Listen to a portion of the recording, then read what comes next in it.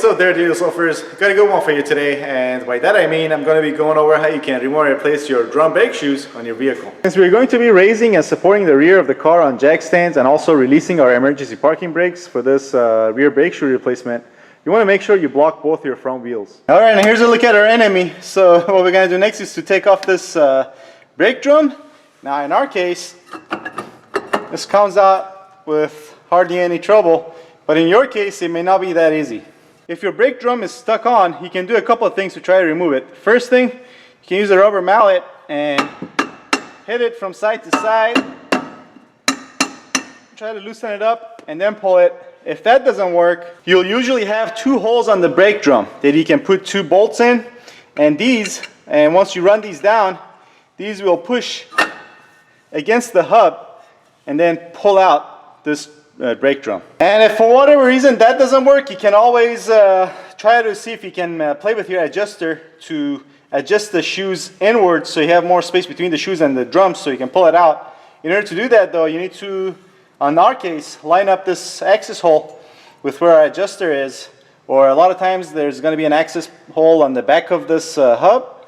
And then what you'll need is preferably a pick like this one and a screwdriver.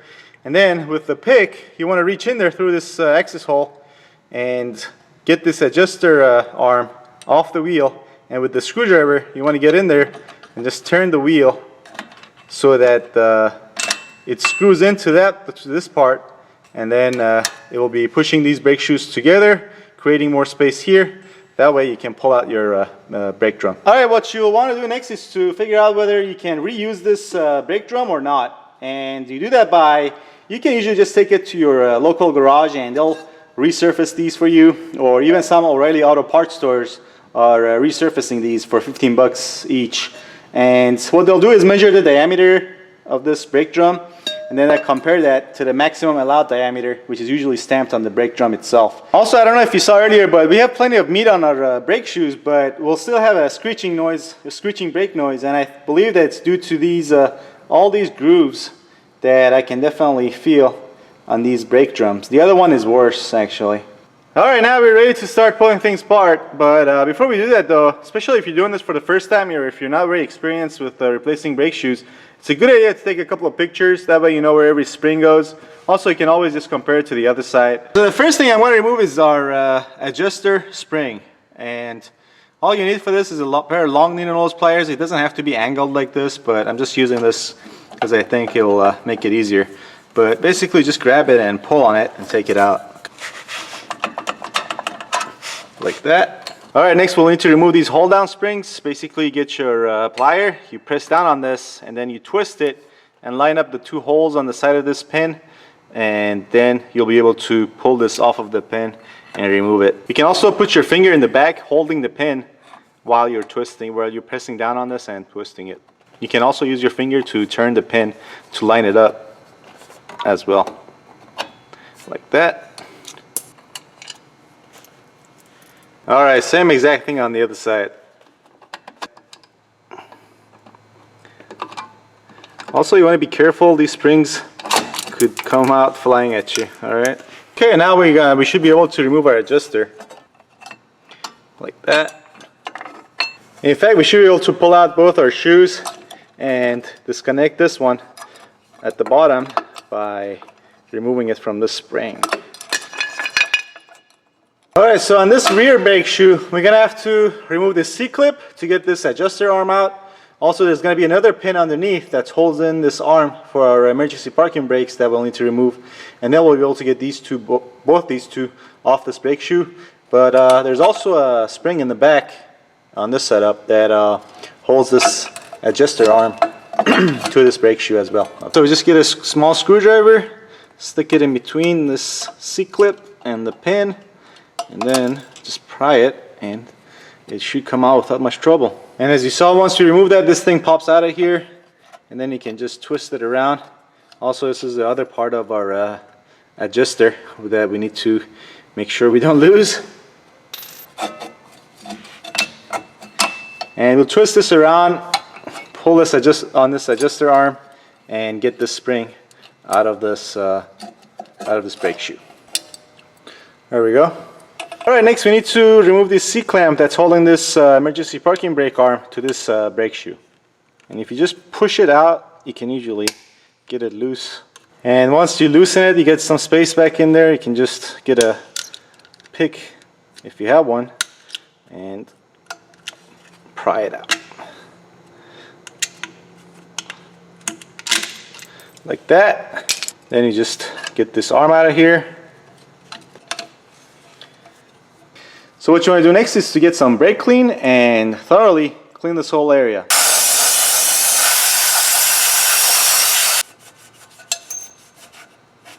Here's something I forgot before we started cleaning this off, and that is to check for brake fluid or leaks around the seals of this brake cylinder. And if you see any leaks, go ahead and replace this brake cylinder. There are 6 areas that you need to pay special attention to, and those are these 6 points where your brake shoes are going to be riding on. There's 3 on each side. Now, in order to get these perfectly smooth so that you don't have brake noise after installing your new shoes, it's a good idea to get some sandpaper and then gently sand these down. Alright? See these 3 spots on your brake shoes? That's where they're going to be meeting up with those surfaces I'm going to be riding on. And if you don't smooth those out and then put anti-seize on them, you're going to be hearing a lot of brake noise. Also, it's very important to thoroughly clean your adjuster. So we're going to remove this spring that we're going to replace from spring from our brake kit. Then screw this all the way out. Spray with some brake clean. Thoroughly clean the threads with some rags. Like that. This is how clean you want these. Next we get some anti-seize and put it on the threads. And then we screw in our adjuster, making sure it can turn freely and easily all the way. Okay, and also we put anti-seize on the 6 contact areas we talked about. Alrighty, now we're ready to put things back on. But we have a small little problem. These old brake shoes, as you can see, the braking material here and also on the lower side, they're exactly equal. But on the new one of the shoes has less material up top than the other one. And whenever this happens, you always want to put the one that's got less material up top to the front of the vehicle, and the other one goes on the back. Alright? Alright, now we're just going to reverse the removal procedure. So we're going to get our rear brake shoe, get this pin, and put it through this hole and push it all the way through. And if it doesn't want to go all in easy, you can just get some lube on your fingers and lube up the shaft, and then try to tap it in gently with a hammer. Just make sure you don't get any WD-40 or PB blaster on your braking material. Alright? Also, you can use a punch to gently tap it in as well. Alright, next we get the arm for our emergency parking brakes and slide it on. There we go. Alright, next we get a new C-clamp and slide it in. And close the ends with our plier. Like that. Make sure this can move freely. Next we'll put on our adjuster arm and clamp it down.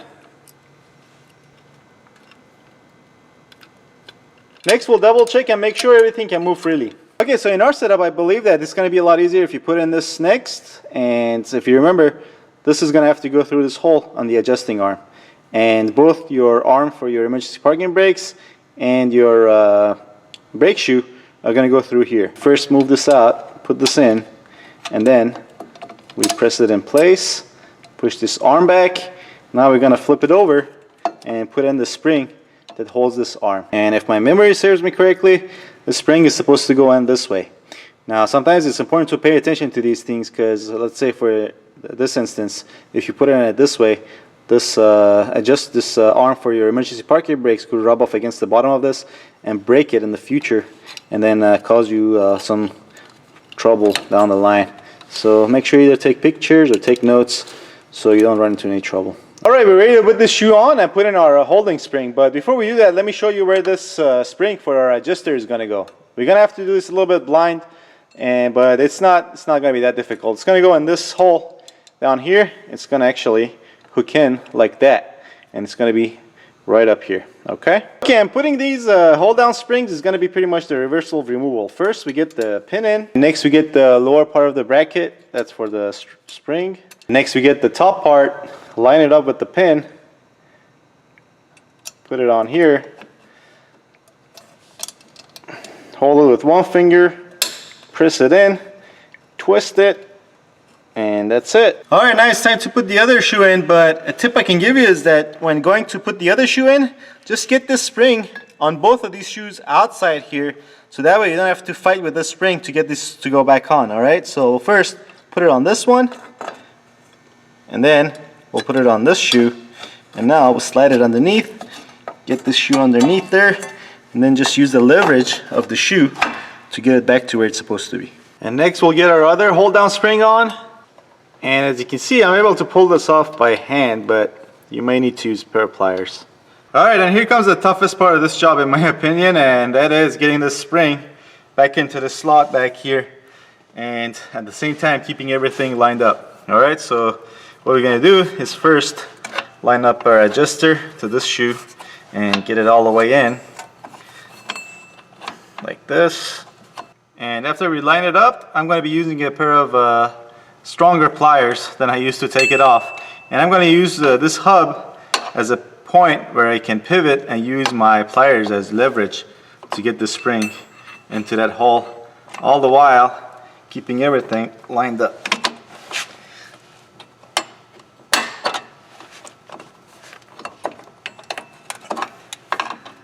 Got it. There, all in there, safe and secure. So I just got back from the auto parts store, and here's a look at our newly resurfaced brake drums. And these only cost $15 to resurface at O'Reilly's, but you know, when you compare that to $40 for a new one, it's a no-brainer. So now I'm just gonna take some brake clean and clean this before I slide it on there. And what do you know, we can't even get this on, so we gotta adjust this two brake shoes closer. And as you remember earlier in this video, in order to adjust this in, we're going to be pulling on this and then turning the star wheel. And you want to adjust it and get it to this point where it's basically just barely catching your brake shoes, alright? Also, don't forget to line up your access hole on the hub with the hole on your brake drum. And that's all there is to it. Now, this was a pretty basic setup of drum brakes, but on yours it might be a little bit more involved, and by that I mean you might have more springs that you need to remove and replace. So just keep track of where everything goes, take pictures or compare it to the other side if you run into trouble, and you should be good to go. Alright, and with that said, hope this video helps people out there. If you like the video, please give it a thumbs up and subscribe if you want to see more like it, and I'll see you next time. Thanks for watching.